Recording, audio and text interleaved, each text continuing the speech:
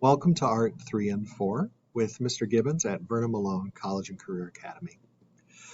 Just like in years past, we used a workbook in our classes. You're going to be using a new workbook for Art 3 and 4, and it is the Advanced Art Students Workbook. So it's similar to what we did before, but this course is designed to be almost an independent study.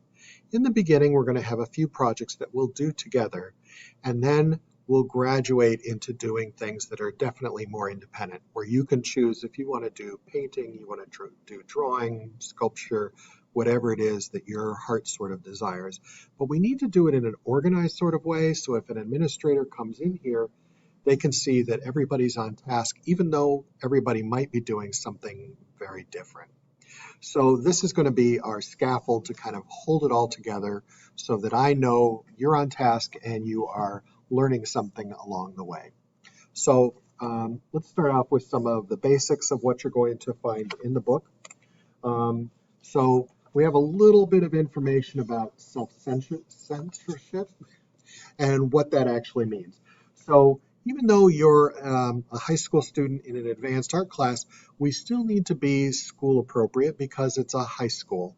If you're in college, there are more things that you can do in an art class that may be not appropriate for high school. So when you're in doubt, ask me. I'll give you my thoughts on that, how maybe we could reinterpret something. But if you feel very strongly that you want to do this particular thing, I'm concerned about it, you can also approach an administrator, and if they sign off on it, that's okay then. We're going to move on to media requirements. So there are certain things you're going to need to do before the end of the year. So on media requirements, I want to make sure that you're exploring ink, watercolors, acrylics, graphite, charcoal, pastels, printmaking, mixed media, collage, sculpture, non-traditional media. So you've got lots of choices there. And in our overview, there are different areas that you're going to be focused on. So it's going to be all the way from Byzantine art all the way through op art. So we'll need to tie into art history some way, but we can also tie into cultures like Asian culture, African culture, Middle Eastern cultures, or contemporary artists. So every project you are going to do independently is going to need to tie into something like that. By the end of the semester, there are 3 things that are required on the bottom here. So that's going to be at least one self-portrait, and we're actually going to knock that out pretty quickly probably. A still life, and then an observational project. An observational means that you're looking at the thing that you're drawing, that you're using a real live resource as opposed to a photograph or a magazine picture. As we continue through the book, there's going to be our list of schools of art. And you can see it's more extensive than when we were in Art 1. In Art 1, it was just Renaissance through pop art. This is going to be Byzantine period all the way through op art. So there's a few more schools of art that we're going to be learning about during this time. Plus, you'll be able to explore cultures along with that. We have our project pages, and these are going to look new to you.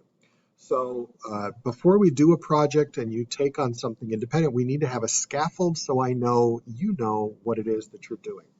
So you're going to pick your inspirational topic, whether that's a culture or a style of art, what dates it comes from. You're going to define it. You're going to get 4 famous examples of what it is that you're choosing to do. What do they all have in common? What specific themes, ideas, impact, or technology came from this work, and then what I could create. So that probably number 1 is what you're going to do, but I needed to have 2 backup ideas in case the first one falls through, because I want you to challenge yourself, but that might mean you choose to do something that you're not able to do, or you can't get through it in enough time.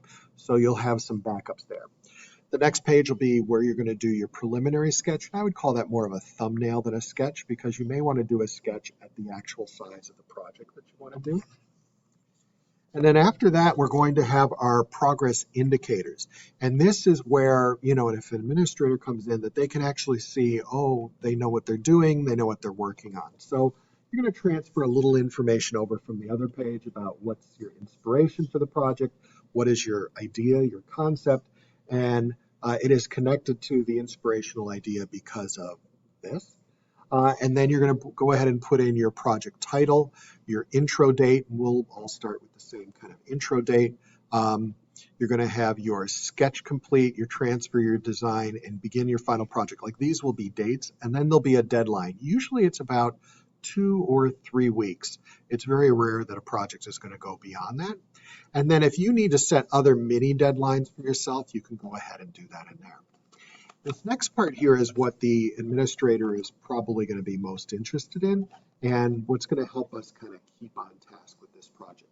So when you're in the sketch phase, you're probably just going to say that we're about 10% done. And I'm going to initial that.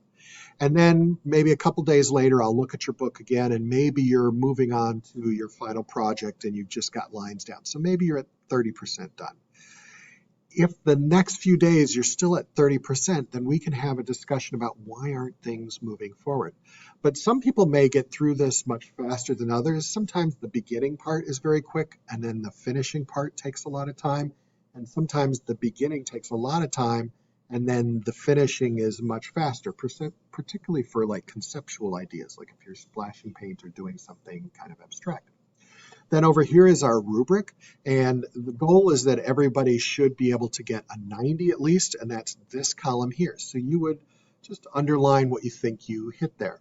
But if you feel like you exceeded expectations and you deserve 100, then you actually write in how you exceeded those expectations. So I'm not giving that to you. You need to tell me, how did you go beyond the expectations for the project? And then these are where you miss it by a little bit and maybe miss it by a little bit more. We'll continue on, and each project is going to have those pages to be filled out. And then the book in the middle is going to have our art elements and principles. We need to knock that out probably in the beginning of the semester, just so we have our vocabulary done. You're in Art 3 and 4 now, so you probably know those by heart, but we need to make sure you do. And there'll be a little quiz, and we'll just kind of be done with that as soon as possible. There's a little color mixing page where you're going to show me that you understand about how to color mix and how you make your primaries, secondaries, tertiaries, all those kinds of things. Again, we want to just make sure you know what it is you're doing at Art 3 and 4. Then we have, our safety information about razor blades and glue guns, and some exercises like blind drawing, because that's a great one for learning how to, eye-hand coordinate. We're going to have our grid work and how we do grids, so there's going to be helper pages in there. Stuff on perspective is going to be in here, and it's going to look familiar to your Art 1 stuff, but in Art 1 we only did 1-point perspective, and in Art 3 and 4 you might do 2, 3, or 4-point perspective. We're going to have our proportions in there again for faces and bodies, so if you decide to do something that's based on figurative drawing, you have that resource. We're going to have our art quotes again. These are going to be a little bit more complex than they were for Art 1, a little bit tougher to kind of figure out what it is the artist is trying to say, or the concepts are a little deeper than we did for Art 1. We're going to have our video notes pages, which you should be familiar with. If there's a day where I have to be out or we need to use a video to get some information, you'll get credit for those. Sometimes we do an art history video and I need 20 facts about that. We have our quick critique pages and then our in-depth critique pages. So we'll be doing those at the end of every project where you'll be assessing the work of your peers, sometimes even in the middle of the project so that we can make adjustments before the project is finished. And then at the back of the book are lesson suggestions by School of Art. I think I have about 100 different ideas. So if you're having a hard time coming up with your own idea, you can look back there, and those are some tried and true lessons that I've done throughout the years. And you will get diverse results. Even if everybody in this class does the same project, it will look different because you have to incorporate your own personal point of view into that. So that's going to be our new workbook. You're going to put your name up front and probably on the edge of the book so it's easy to grab. If you're in Art 3 and you might take Art 4 later, keep your book because all the vocabulary will be done and filled out for you. If you're in Art 4, you can take it and ask me for an autograph, and then you have a keepsake after your graduation. If you have any questions, this is the time to raise your hand and ask. Thanks so much.